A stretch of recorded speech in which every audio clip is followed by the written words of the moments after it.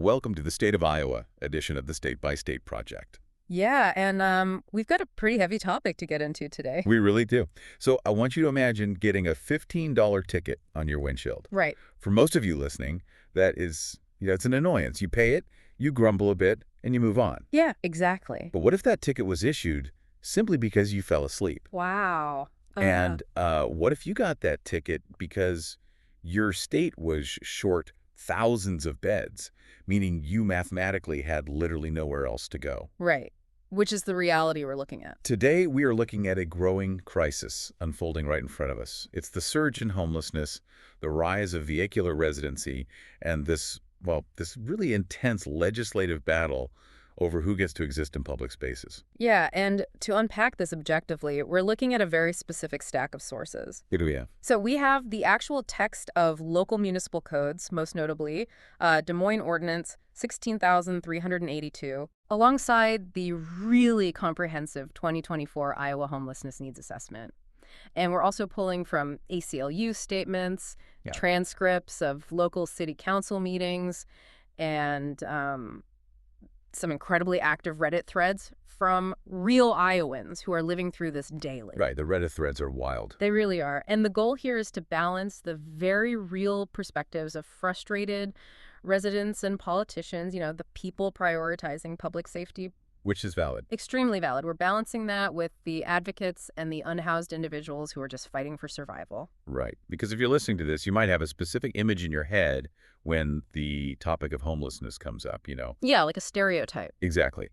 Usually the assumption is that an unhoused person is completely disconnected from the workforce. Yeah. It's totally off the grid. Which is what people assume, yeah.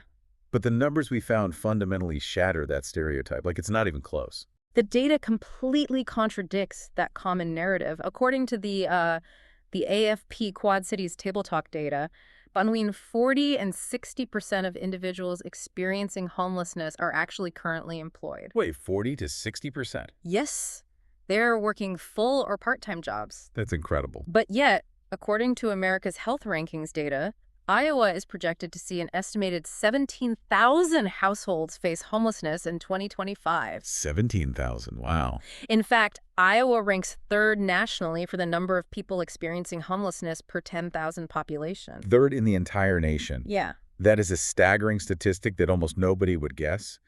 But the math starts to make sense when you look at the structural deficit. Right, the missing beds. Because the Iowa Homelessness Needs Assessment points out that the state is short nearly 4,726 rehousing and crisis response units. Almost 5,000 units short. Sounds like a statewide game of musical chairs. But we're starting the game with 4,700 missing chairs. That's exactly what it is. And even if you have a job, even if you're playing the game right and doing everything you're supposed to do when the music stops, you're still on the floor. Thousands of people are mathematically guaranteed to end up on the floor. Yeah, and when you have a physical deficit of thousands of beds, a lack of shelter doesn't just make people disappear. Right. The physics of the situation simply pushes them out of hidden spaces and right into public view. I mean, if there is no bed, you sleep on a sidewalk in a park or, under a bridge. Which causes friction. Exactly. That visual reality, that physical friction of thousands of people occupying public spaces is exactly what triggers the municipal clashes we're about to explore, especially in the state's capital. Right. Which brings us to Des Moines. There was a massive legal shift there recently. Yeah, in September 2024. Right. The city passed Ordinance 16,382. We read the actual text of this ordinance, and it effectively bans sleeping on public sidewalks, streets, alleys, and under bridges. Yeah, a total ban. And it also dramatically accelerates the timeline for clearing out encampments. Mm-hmm. The city used to have to provide a 10-day notice. Which gives people a little time to pack up. Right. But under this new ordinance, they shortened that to just 3 days to remove structures. And for actual campsites, they only have to post a 24-hour notice before conducting a sweep. Just 24 hours. Yeah. And the penalty for violating this is a simple misdemeanor and a $15 fine. Which, you really have to look at the catalyst behind this policy to understand it. Fair. On the pro-enforcement side, officials like Council Member Chris Coleman, they're dealing with intense constituent pressure. Sure. People are upset. Yeah. And he framed this as a necessity to maintain civility rules. Mm-hmm. Because the sources highlight some very severe safety incidents that prompted this shift. Like what? Well, there was a recent shooting at a homeless encampment in the city. Oh, wow. Yeah. And Coleman himself recounted having to confiscate a gun from someone leaving an encampment that was located just 100 yards from an elementary school. I mean, yeah, you can't have that. Right. You also have major downtown employers. The sources mentioned Flynn Wright and Ruan Transportation, formally stating that their employees do not feel safe coming into the office. From the perspective of a parent or a business owner, I mean, you cannot ignore those safety concerns. No, absolutely not. But the opposition looks at the actual mechanics of the ordinance and argues it completely fails the logic test. Right. Because Mark Stringer, he's the director of the ACLU of Iowa, he called the ordinance heartless and nonsensical. Because of the fine. Right. Yeah. He pointed out the sheer absurdity of issuing a $15 fine to someone who objectively cannot even afford food. Like, how are they going to pay a legal penalty? They can't. Right. And the human toll is just devastating. There was this anecdote from Nina Rickman, a volunteer with the Urban Bicycle Food Ministry. Oh, yeah, the story about Maria. Yes, Maria. She's a woman with severe mental illness who cannot mentally or physically handle the chaotic, crowded environment of a traditional shelter. It's just too much for her. Right, so she stays outside. But because of this ordinance, she is living in a state of constant terror. Just terrified of being criminalized simply because she exists outside. And, the most consequential part of this legal battle actually happened a bit later, in October 2025. Okay, what changed? Originally, Ordinance 16,382 included something called affirmative defenses. What does that mean legally? In a courtroom setting, an affirmative defense basically means you can admit to the action like sleeping outside, but offer a legally justified reason for doing it. Like, yes, I did it, but I had no choice. Exactly. So if you were ticketed, you could go before a judge and prove that the shelters were physically full or that you literally lacked the means to pay the $15, and the judge could drop the charge. That makes sense. But in October, the city council voted to remove those affirmative defenses completely. Wait, really? Let me make sure I understand the mechanics of that. By removing the affirmative defense, even if every single shelter bed in the entire city is taken and a person mathematically has nowhere else to go, they can still be penalized. That is the legal reality now. Yes. The exceptions were entirely eliminated. That is wow. The stated goal of the ordinance was to push people towards services. But if the services are at capacity and those affirmative defenses are gone, the practical endgame of that $15 ticket is not rehabilitation. No, of course not. It's displacement. People do not vanish when they get a ticket. They just look for a way to become invisible. Right. If a tent gets swept in 24 hours and sleeping on the sidewalk gets you a misdemeanor, you seek out the next logical form of shelter.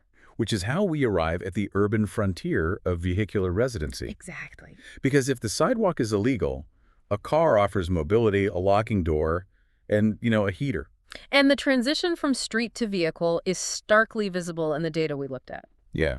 In Johnson County, over a 10-year period, the number of unsheltered individuals increased by an astonishing 620%. 620%. That's a massive spike. Yeah, and when surveyors interviewed unhoused households there, 42% stated they had lived in a vehicle at some point. But the thing is, local governments are actively trying to shut that down, too. All right. They don't want people sleeping in cars either. Exactly. There is this fascinating memo we reviewed from the city attorney of Ames. It highlights a massive legal loophole that cities are using. Yeah, the stealth zoning. Right.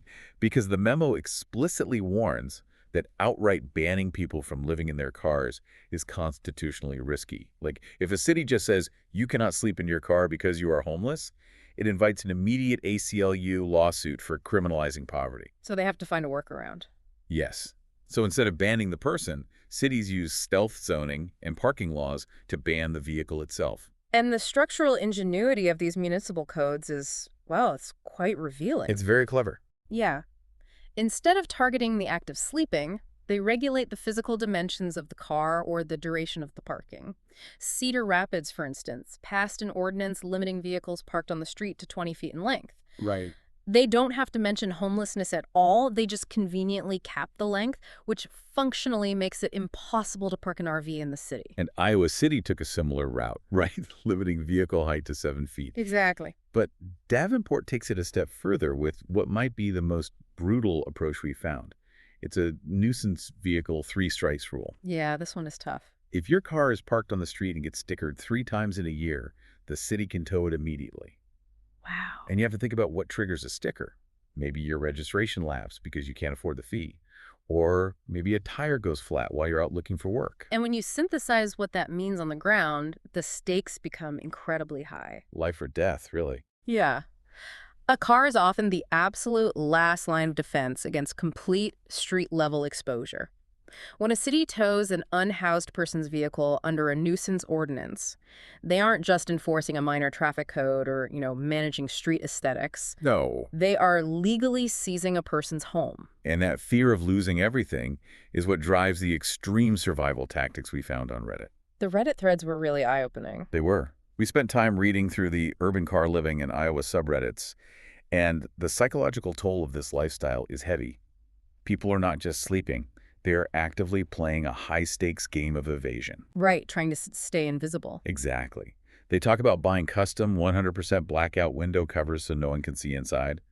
They discuss the exhaustion of stealth parking, which means waiting until midnight to park in a dark lot, never turning on a single light, and forcing themselves to wake up and drive away before dawn so the neighbors don't notice. It sounds exhausting. It is.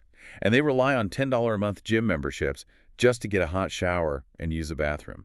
And many rely heavily on state infrastructure, too, particularly the Iowa rest areas. Oh, right. But the regulations there are equally strict. You have a 24-hour maximum stay limit. Furthermore, you cannot show any signs of what the state defines as camping. What does that mean, practically? It means you cannot set a folding chair outside your vehicle, and you cannot roll out an awning. You have to remain inside the vehicle and appear as though you are simply a fatigued driver resting for the night. Wow. Yeah.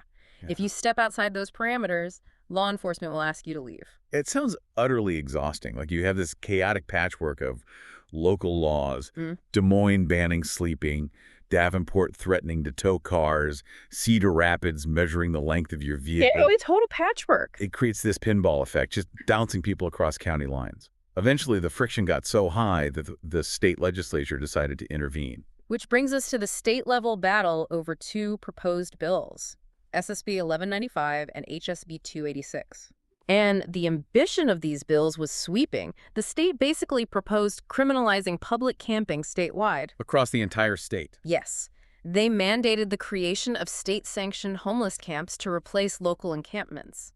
They also introduced a preemption clause, which would empower the state attorney general to actually sue any local city or municipality that refused to enforce the statewide camping ban. That's aggressive. And finally, the bills introduced the concept of drug-free homeless service zones. And man, the public response in the legislative comment logs was a powder keg. It was very polarized. Very. On one side, you had residents who were incredibly supportive of a statewide crackdown. They voiced genuine, severe frustrations about transient populations completely altering their neighborhood. Yeah, real concerns. Right. Residents cited daily issues with litter, public fighting, and finding human feces on residential sidewalks. One resident even commented that they felt forced to purchase a weapon just to protect their family because of the unpredictable, erratic behavior stemming from a nearby encampment. The impacts on local neighborhoods are tangible and significant. You can't ignore that. No. But the backlash against the legislation from advocates and service providers was equally intense. Oh, definitely. Shelter operators were terrified of the vague language surrounding those drug-free zones. They warned that if an unhoused person used a controlled substance off-property, the shelter itself could face criminal penalties or lose its state funding for years. Which would collapse the shelter system. And the citizen comments opposing the bills were so passionate. Many Iowans were quoting the Bible, specifically Matthew 25, arguing that treating the poor with this kind of punitive action is fundamentally unchristian. Yeah, there was a lot of moral pushback. But my favorite comparison came from a Redditor who looked at the proposed state-sanctioned camps and compared them to the sanctuary districts from the sci-fi show Star Trek, Deep Space Nine. Oh, right. Yeah, it's this dystopian concept where society essentially walls off the poor, the unhoused, and the mentally ill just to keep them out of sight of the general public. And ultimately, that coalition of advocates and concerned citizens succeeded in halting the legislation. They did. Yeah.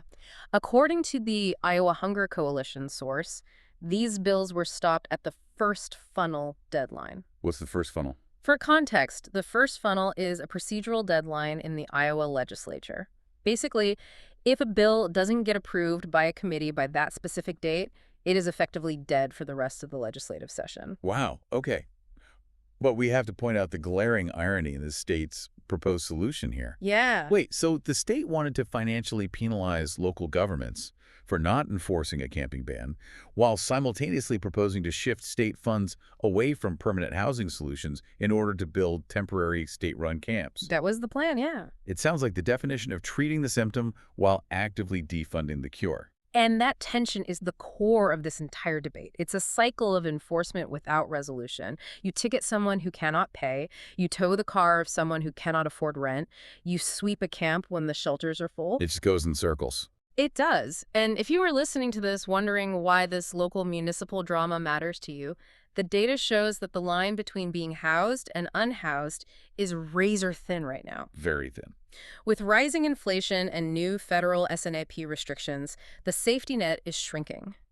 Able-bodied adults without dependents are now limited to receiving food assistance for only 3 months in a 3-year period unless they meet specific work requirements. Which is a stark reminder that an unexpected medical bill or just a few months of unemployment can push almost anyone over that line. Exactly. And beyond the human element, there is the financial reality for the taxpayer. You are footing the bill for this cycle. Yeah. The continuous loop of policing, ticketing, towing, and jailing people is incredibly expensive. Many policy advocates argue those same municipal funds would be vastly more effective if invested in housing first models or safe parking programs. What a safe parking program. They provide secure, legal, and monitored parking lots for vehicle dwellers to sleep in, complete with access to sanitation and social workers. Oh, that makes a lot of sense. But currently, Iowa lacks formal safe parking programs entirely. Which is wild. We are spending public money to shuffle the problem from one jurisdiction to the next instead of actually solving it. Yeah.